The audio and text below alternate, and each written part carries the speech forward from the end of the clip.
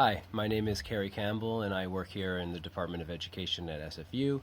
My presentation is called Can a City Be a School? Access and Inclusion in Place-Based Environmental Education.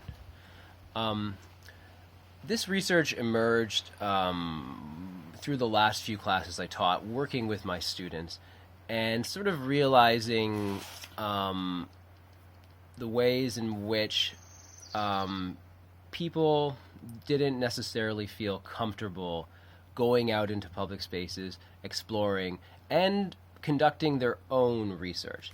The students I had often didn't feel comfortable positioning themselves as researchers, and researchers who could conduct place-based research about a place.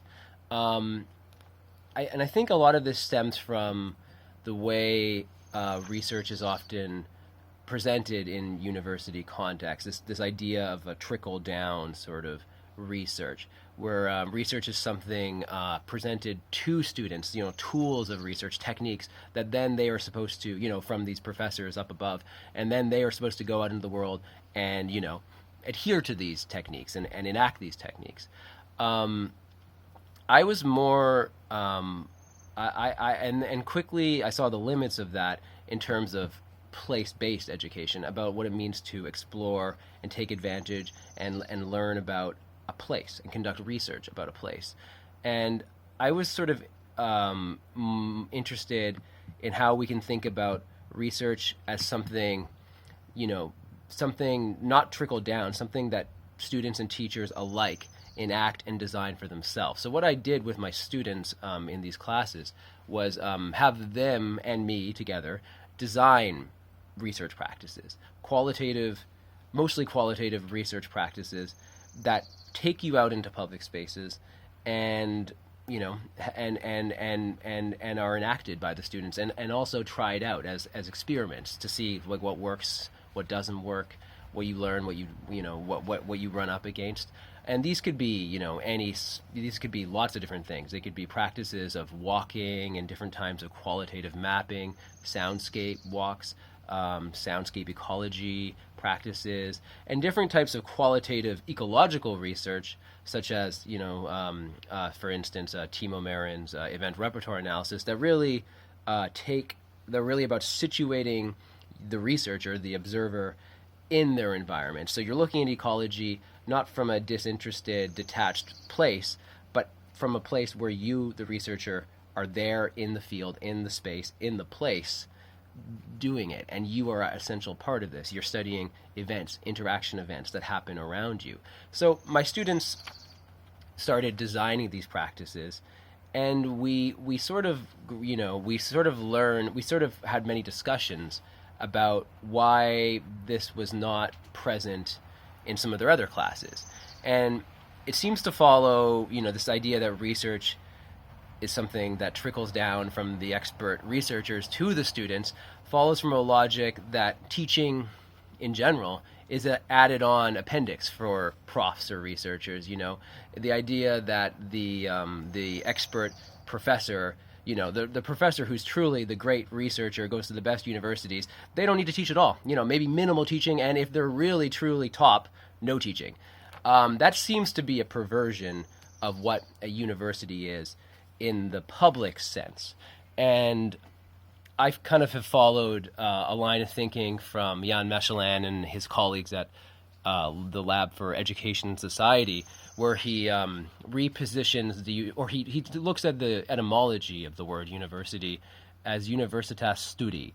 And in this sense, universitas means an association, a gathering, assembly, and the Latin studium, study, means mainly to regard attentively and to devote oneself to something.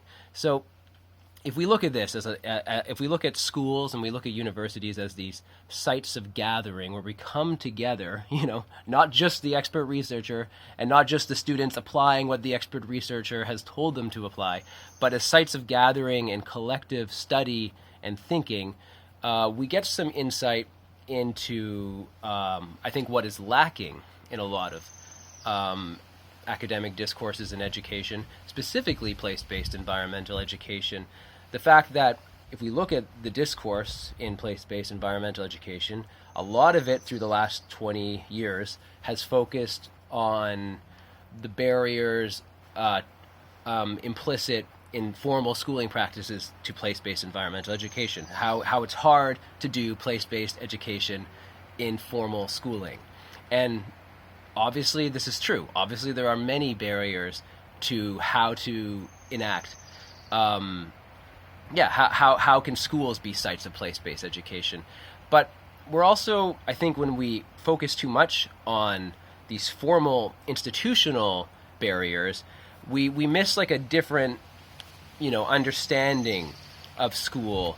School that is something enacted, like the etymology of the word school, like skule, as in, which means literally free time, or maybe more accurately, time free from the demands of productivity, so that a student, doesn't have to be, working in the field, earning their keep, regardless of their background, their gender, their race, their ability. They can come together with others and study together. So these practices, the way we design these educational research practices, it was a way of reclaiming study, and specifically place-based study, as a way of relating to the world. And at first, I noticed my students were often very, very hesitant to use public spaces as sites of research. There was something about they didn't feel comfortable going into these public spaces necessarily. And a lot of what we did here, repositioning ourselves as collective, researchers working together, was about how do we really, take advantage of these public spaces, and I think and learn from them.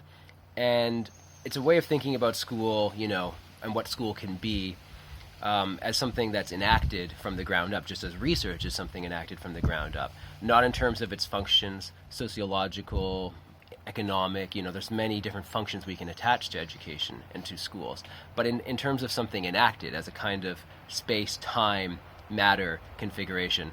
So with that, I just like to maybe end on a little quote from Masschelein about the importance of finding and enacting these public pedagogic forms. And I think that's the way we can think about these practices, as public pedagogic forms, things that take us out into the world. So here's the quote.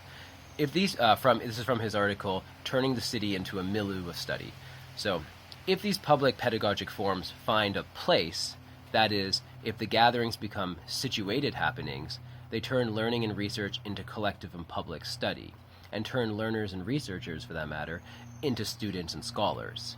They associate or bring together world, thing, animals, landscapes, ideas, words, bacteria, and people, make them meet, bring them into each other's company in particular ways, so that a movement of thought emerges, thought that could never be thought by one alone.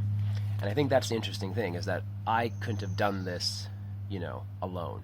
And with the non-for-profit that I work for, the group Multimodal Research, you can look us up, we are this summer doing a few different trial classes, where we're week-long sort of summer camp type things, where we try to get young students, teenagers and young university age students, to explore what it means to design and enact these kinds of public research practice, these public pedagogic forms.